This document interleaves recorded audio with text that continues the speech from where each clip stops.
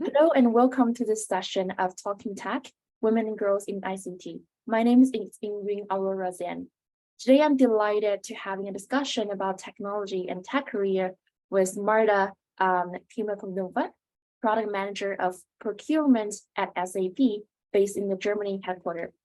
SAP is a global market leader in enterprise resource planning software vendor. Talking Tech is a series celebrating girls and women in technology. It's being recorded around the world between girls and women in ICT Day 2020 and now to Girls in ICT Day 2023. Girls in ICT Day is an international day marked on the fourth Thursday of each April. The objective is to help create a global environment that encourages young women to consider studies and careers in the field of ICT, which stands for Information and Communication Technologies. The Talking Tech series is brought to you by the ITU, the International Telecommunication Union, UNICC, and the Office of UN Secretary General's Envoy on Youth, and is in support of Equals, the global partnership for gender equality in the digital age. So Marta, thank you so much for joining me today. Today our interview is going to have two parts. The first part, I have a series of questions to ask you. And in the second part, if you have any questions for me or generally for girls in ICT, I'd love to discuss them with you. So how does it sound? It sounds wonderful. I am happy to be with you today, and I'm really looking forward to answering all of your questions. And I also have prepared some for you as well. Sounds good. Okay, let's dive into it. So to kick things off, would you mind introducing yourself a little bit to our audience and talking about your career path technology? We know you worked for long years for SAP, and maybe you can talk about the starting point and what your current job is about. So my name is Marta Kaymakanova, as you've already shared. I have a bachelor and master degree in computer science from the Technical University in Sofia, Bulgaria, from where I am originally. I moved to Germany a couple of years ago, and I've been working for SAP, as you've already noted, for around 12 years. So immediately after finishing with my bachelor degree, I started working as a Java developer, and that was also my entry point position for SAP. This is what I've done for around 4 years afterwards when I moved to Germany, because I started working for SAP in Sofia in Bulgaria. Then I relocated to the headquarters that we have here in Germany, and I was in a customer-facing role for a period of time. I've worked with the majority of the biggest companies in the world, which provided me the possibility to obtain a broader knowledge of our portfolio, all of the products that we offer to customers, which are the typical challenges that they may face in different implementation projects, etc. And all of the knowledge that I gathered throughout these years helped me to take the decision to afterwards proceed to applying for a different role. And I am currently working, as you also noted, as a product manager for a couple of years in the procurement area. That's wonderful. So we've listened how you kind of transition from a software developer and to a more customer-facing role, and now to the product manager. And I wonder, can you share an example or one example or two about what you have done related to current work at SAP? And maybe one of your particular proud projects? So I am not at liberty to discuss with details the projects that I was involved with. I can only say that they were usually involving people with a lot of different backgrounds. So we usually worked in teams with engineers, with quality engineers, developers, project management. Also on customer side, we already always had involved people with different expertise and knowledge level. And it was of course, at some point of time, quite challenging to bring everyone to the table and to not lose focus of the common goal that we all had. But I am super happy to say that at the end of the day, all of the projects that I was involved with on customer side, they were always successful ones, which was our ultimate goal. And also for me, during that period of time, it was always important to not concentrate within a particular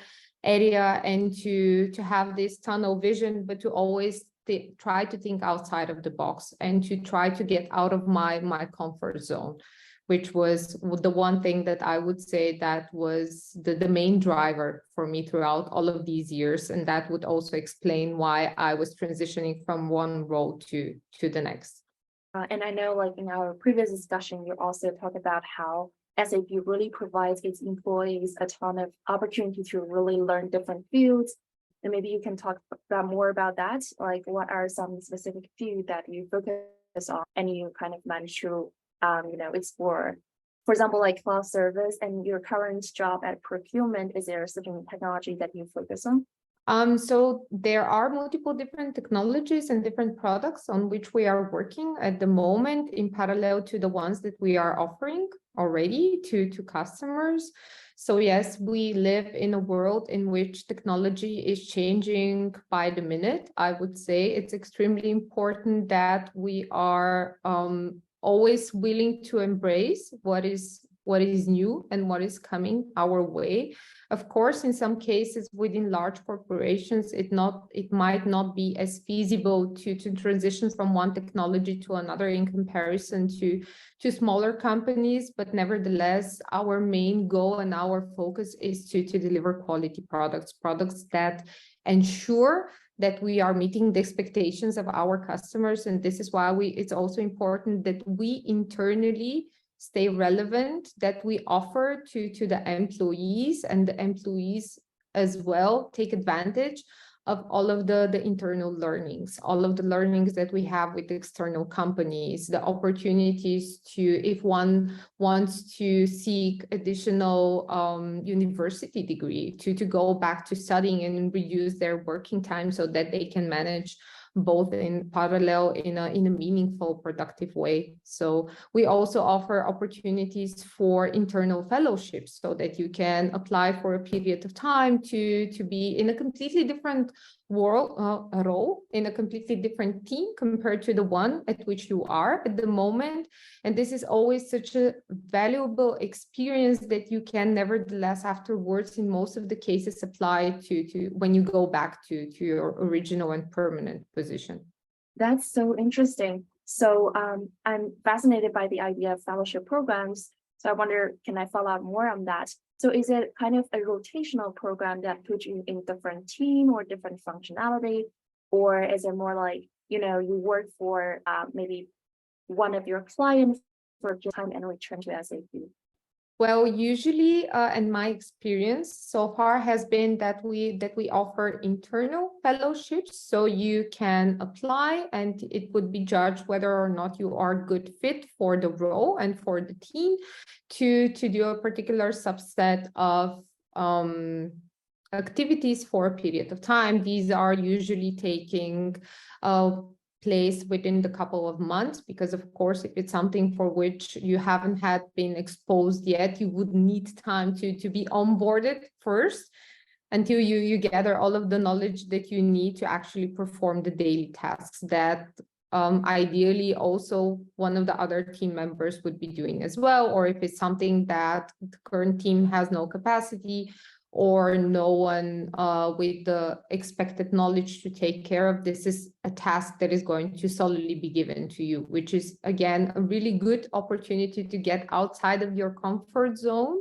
try something new, potentially find out if it's meeting also your expectations. If you, at some point of time, you were for a long period of time working as a developer, for example, and you were thinking about potentially switching to project management, if you try this one out for a period of time, If you find out that this is exactly what you imagined, this is something that is super inspiring for you, you really enjoy the daily tasks, you see that you are not overloaded with the expectations that the job might have towards you, then this is the perfect chance to feel more secure when you seek a permanent change. And in the same place, if you find out that this is nothing like you imagined it to be, then you can go back to your team, you can go back to your daily tasks, and again, be super motivated and super secure and sure about what you are doing, that this is exactly the place that you want to be in, this is exactly the role you want to be in. So it sounds like a really nice institution to help you ensure like whether a different position is what you imagine. I think that definitely makes sense to me, because sometimes people kind of have this fantasy regarding another position and functionality, and then just realize after all the difficult and challenging transition they went through, and it ended up to be kind of less interesting than the previous position. So. Exactly. And I think it can also be extremely beneficial for people who are relatively still at the beginning of their career path, and they haven't been exposed to different roles, because not everyone in a purely development Scrum team might necessarily have had the experience to work directly themselves with product management, or being part of larger projects that might acquire people to work within different areas, within different teams, within different work time zones. If you even think about it, this is all experience that is extremely valuable down the line. Sounds good. So it sounds a little bit kind of similar to what we did in college, where we kind of thought we want to major in one subject, and then after taking several classes, we realized that we actually want to major in another. So as a student, I imagine that it would be super difficult to like kind of change your track after it enter the industry. But from your description of your experience at SAP, sounds like there's always this opportunity and option to change track, and actually the company encourage you to do so. I think that's wonderful. I have a follow-up question regarding when you were describing how the company judges if you are a suitable kind of candidate for this new job. What are some indicators they are looking at? Because when we applying for a new job, maybe we have like this resume, we have 3-point average, but after you've kind of worked for several years, what are some important things that employers will look at? Are there certain measurable matrices, or is it more like a reputation you gained throughout your journey? I think that it's a combination of multiple factors, and it's definitely a combination of everything that you already also highlighted. At the end of the day, you can be the perfect candidate on paper, but during the interview, the way that you behave, the way that you communicate, the way that you react, if you are exposed to a question that you didn't necessarily potentially expect, because sometimes during an interview, you might be given an example situation and might be asked. Of course, it depends highly on what kind of position you are applying for. But if you are given an example situation and you are asked, how would you react if you are put under these and these circumstances, this is not something for which you can necessarily always prepare in a way that there is never a perfect answer. And I don't think that the interviewer is necessarily expecting you to be able to answer all of their questions exactly in the way that they are expecting you to.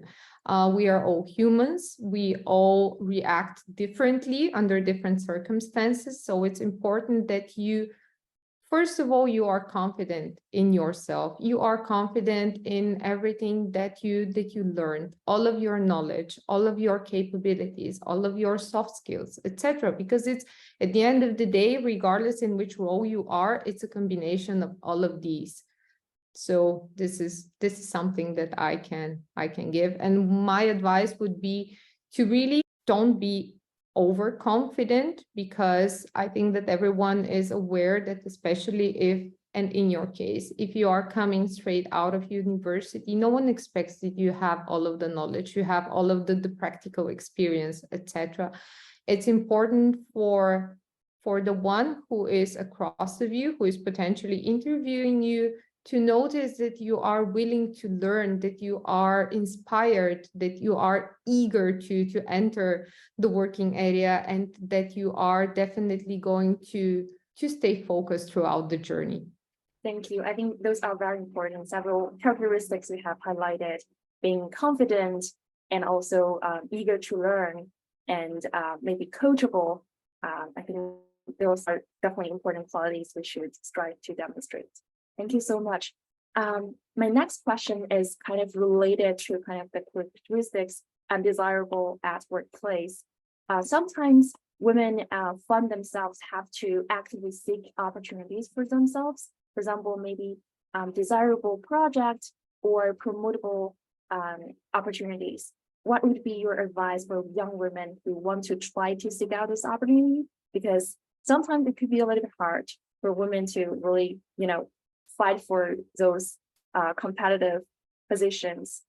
Yes, I fully understand what you mean. I actually read a book recently, and there was one chapter in it that kind of stayed in my mind, and I was also thinking about it when I was preparing myself for the talk with you today, because I think that this is also an extremely valuable advice to you and every single other girl or young female who is entering the workplace. Don't wait to be given what you want. This is exactly what was the name of the chapter of the book that I read, and I think that this is an extremely valuable advice, not only for girls or for young women in general. The reality of it is that throughout your, or at least my experience so far, is that throughout your career, you are going to have to fight. You are going to be willing to get out of your comfort zone. The only way that there are two ways that you would potentially have to get out of your comfort zone, whether, unfortunately, in some cases, it might be the situation that the change is forced towards you.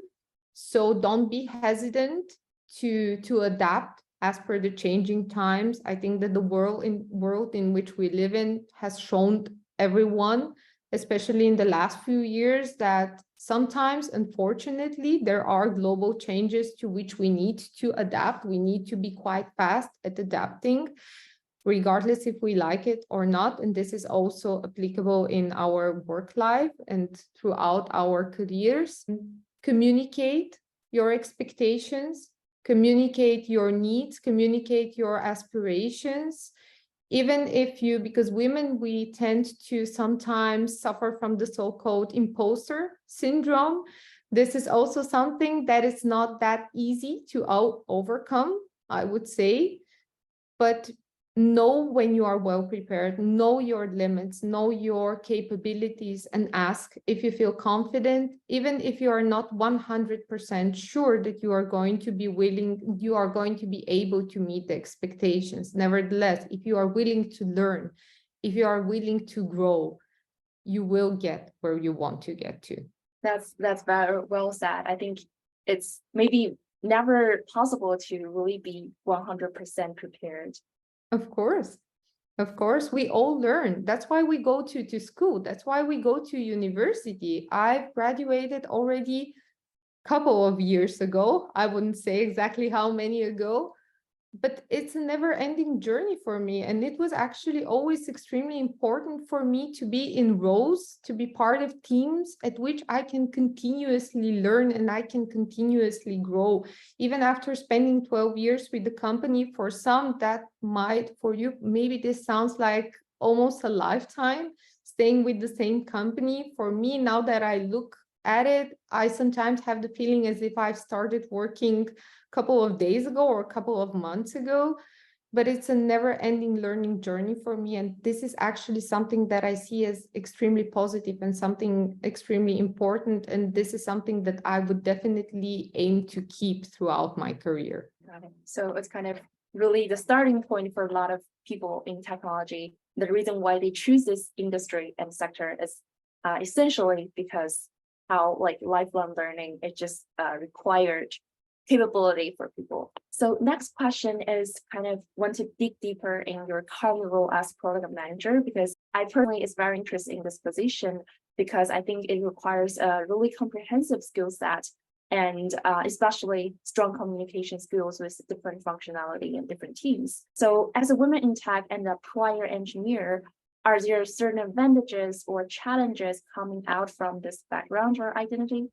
So I think that what I see as beneficial for me in my current role is the fact that I was also already exposed to a pure development role. So I was a developer myself, which is now extremely helpful for me because part of my job and my daily activities is not only to think about the strategy, how we want to, what is the vision for our product, but essentially also to be able to plan properly, how do we get there, which are the resources that we need, which are the effort estimations that we are going to have to take into account so that we can properly plan the resources which we have at the moment. And this is my experience as developer is helping me tremendously to be able to judge in particular situations when the risk is too high, when I see that it would potentially be beneficial to approach the solution in a completely different way. And my experience also working with customers is, and I've been quite often in situations in which I was the only female in the room throughout my journey in a customer facing role. And I think that we as women, we are an extremely good listeners. We are always in a role, or most of the cases in a role in which we are good at planning. We are good at perceiving the information and using it afterwards to prepare a really good plan how to move forward. Because at the end of the day, also in our personal lives, purely historically, women are quite often put in a situation in which they need to balance, and they need to, in parallel, take care of their loved ones, their families, their children, their the expectations that their work has towards them. And I think all of this is a skill set that I am definitely applying on my daily work nowadays.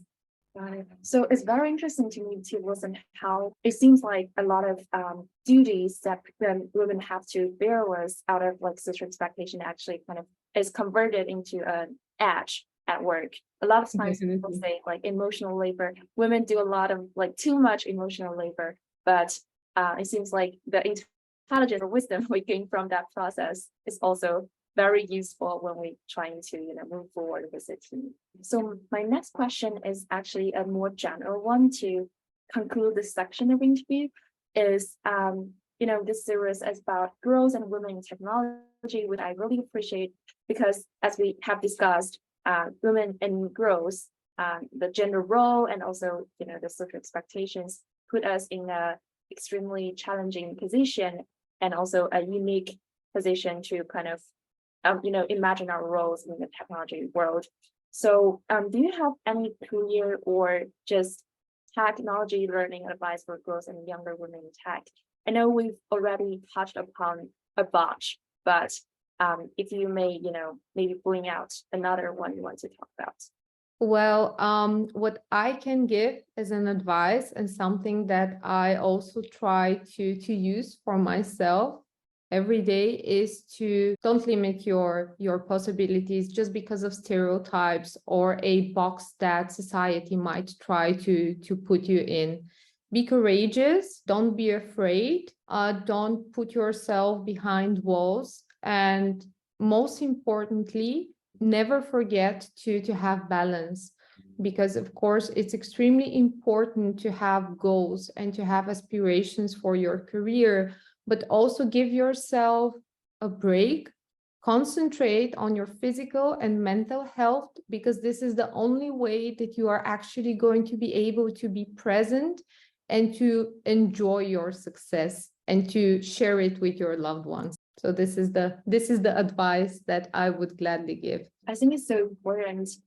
You emphasize that to be present. Nowadays, in information age, a lot of times people are not present because constantly we're so distracted about how fast-paced technology is updating and how much different knowledges or different skills we have to practice instead of like focus on the job at hand. So I think that's very important. We ourselves as women, I think we tend to put ourselves under a lot of pressure all the time. We try to be perfect in everything that we do. Potentially, maybe because, as I said, society has always expected it from us, that we would be able to juggle with everything and deliver the expected results in a perfect manner.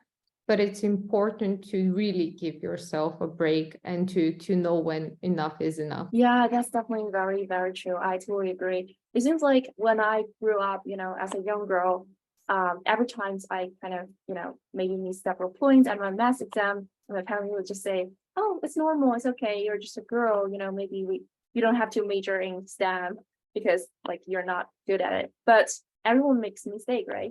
If I were a different gender, maybe they would say like keep trying. So I think that's kind of a thing that women have to remember, that you can make mistake, but you can also be a wonderful if you kind of be persistent in that career track. Thank you so much. Thank you for the wonderful questions. And if it's fine for you, I would like us now to talk a bit more about yourself. So would you mind introducing yourself, telling me what's your area of study and how did you actually come to choose this one? Sure, I'd love to kind of share a little bit about my own experience. So right now I just graduated from Cornell University, where I attended the College of Arts and Sciences with double majors in information science and government. And I came to this double kind of out of my intellectual curiosity, but also kind of my instant interest in social impact. So I came to Cornell not knowing what major do I want to choose, because I came from a high school that is vast in my local area, but it's still very limited in course offering. So basically, I did not take any programming class until kind of first year of college. So that's why I really did not limit myself. I chose both political science class and also introductory, Python course and my first year. And I found like both are very challenging, but also very, very interesting regarding what people can do with them. So I kind of continue to explore different technology courses. And frankly speaking, one factor for kind of pushing me to try is because a lot of Asian kids really kind of devote themselves to technology from very early. And I think so many, smart and intelligent people are choosing this track. There must be some fascinating things about it. So that's one reason I started to try, right? But in the process, I really fell in love with information science. And in Cornell, it's a very broad and interdisciplinary subject where students can choose different concentrations from data science and to human computer interaction or to intersection with law and ethics. So I always have this interest in social sciences, and I find, oh, great. So there's a pathway to study both, right? To study both the technology as well as its implication for the society. So yeah, I just kind of declared information science major. Definitely, certainly love the aspect, including how almost all classes are product-based. So we can get a lot of hands-on experience to work with people and, you really build connections with your peers. For government major, I think it's very complementary to information science.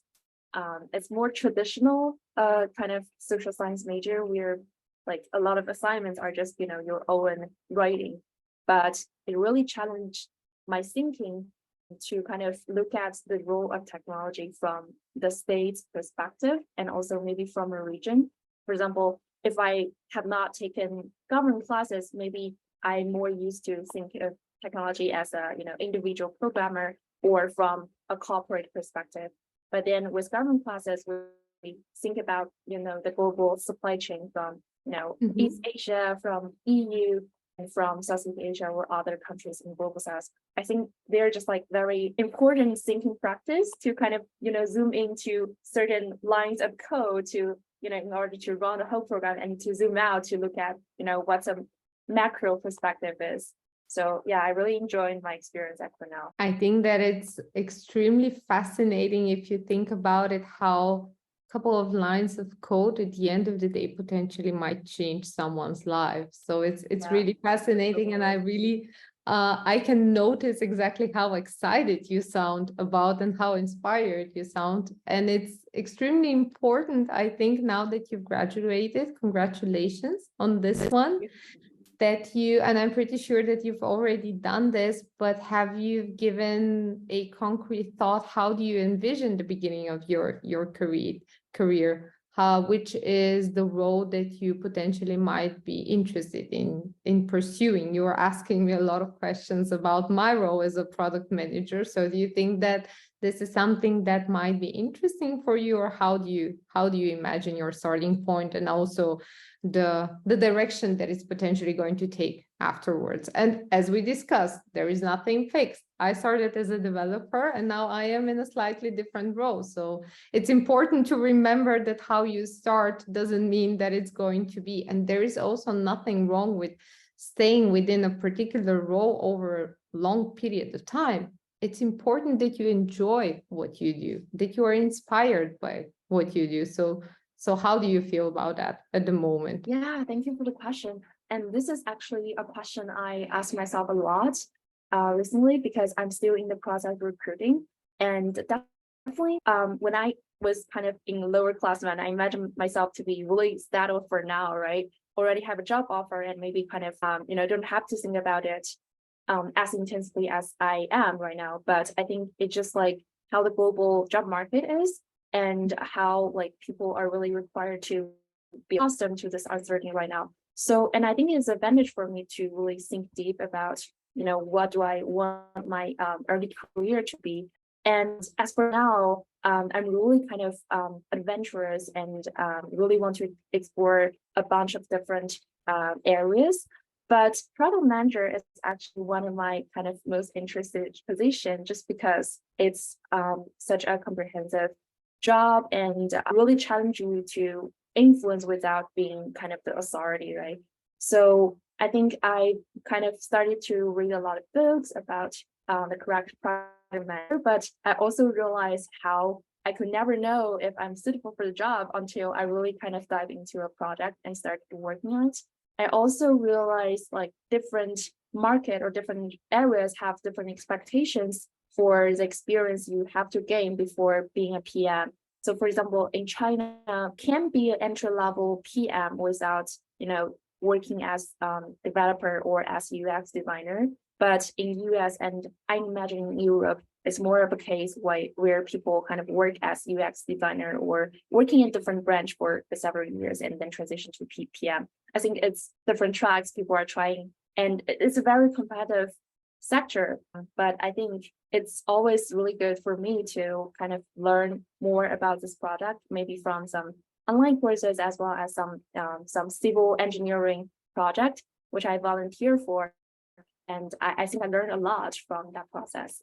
Yeah, so in summary, I envision my early career to be kind of really, I join a dynamic team where there are people from different backgrounds, and where people are kind of friendly and I'll be happy to discuss their career options and discuss their life with you. I think it's the advice I get again and again from seniors, that the most important thing is who to work with in your early career, instead of like what exactly are you working at. So yeah, hopefully I can join a team that have open to sharing and open-minded people.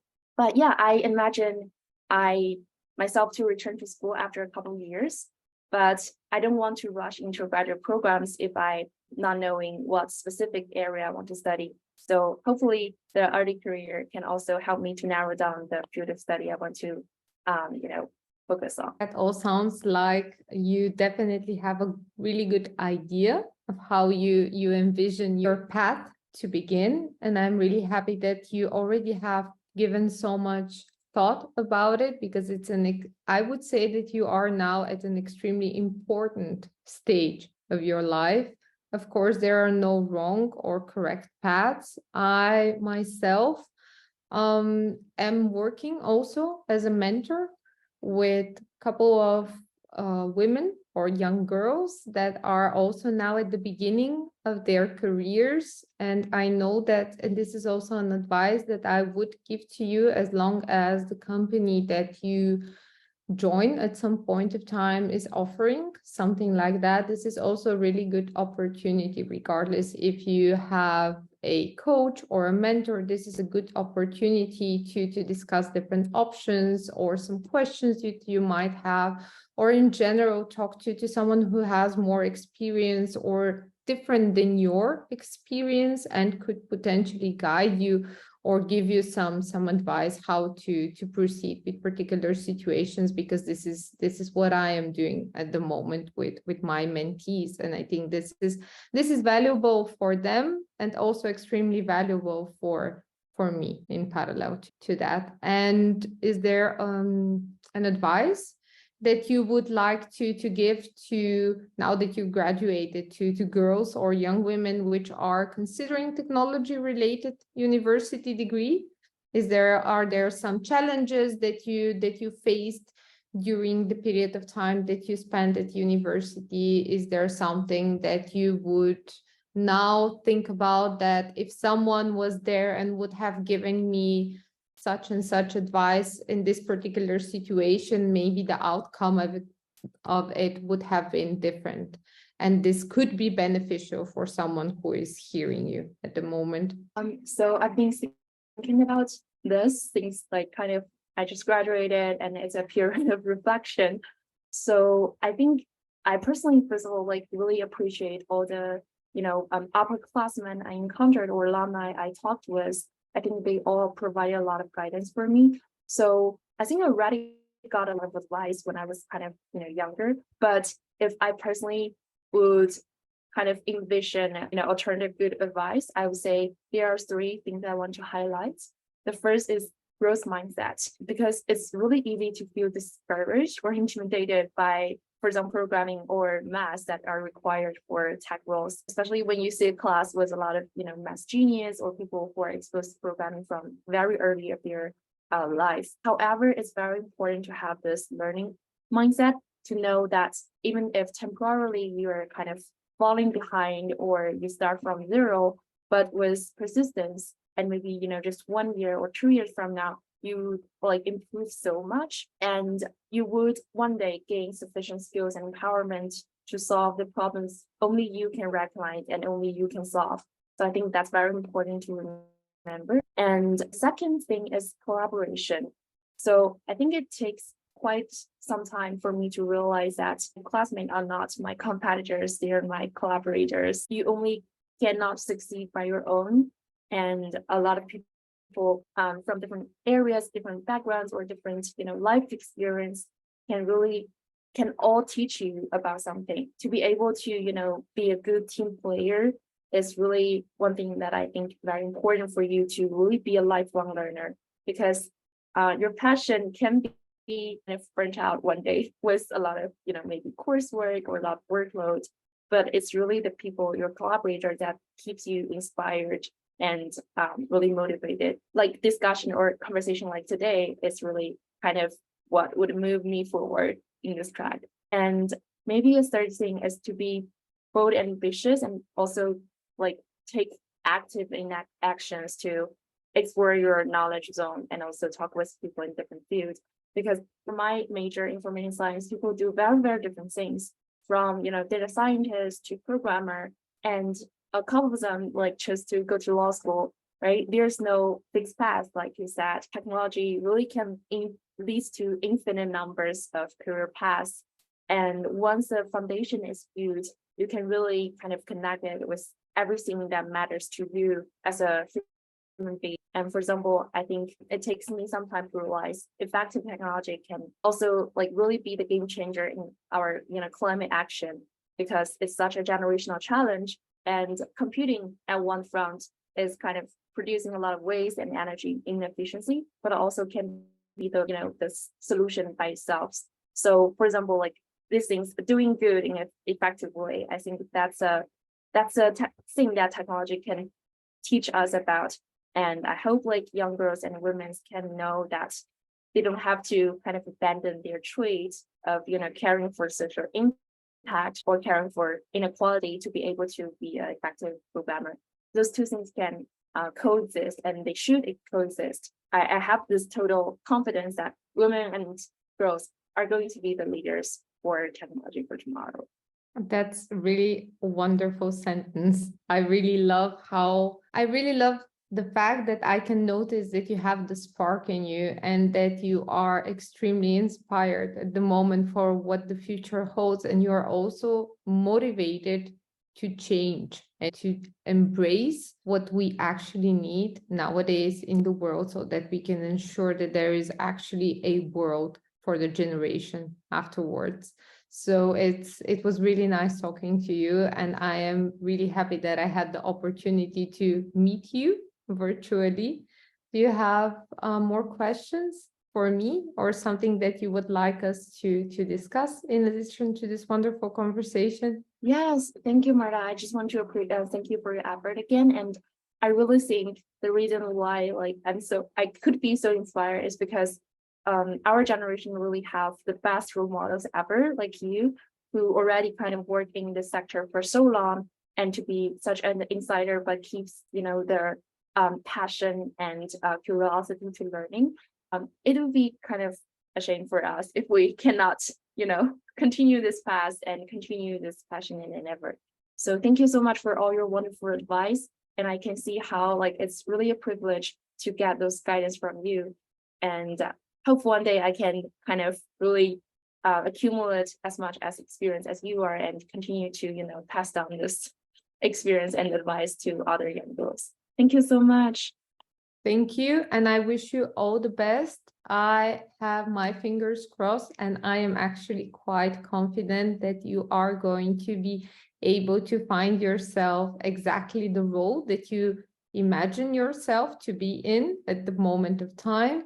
And I am pretty sure that your career path is going to be extremely interesting and successful. Really, once again, wish you all the best. Have a wonderful time talking to you, and good luck. Thank you so much, Marta. If I ever settle in my first job, I would definitely keep you updated.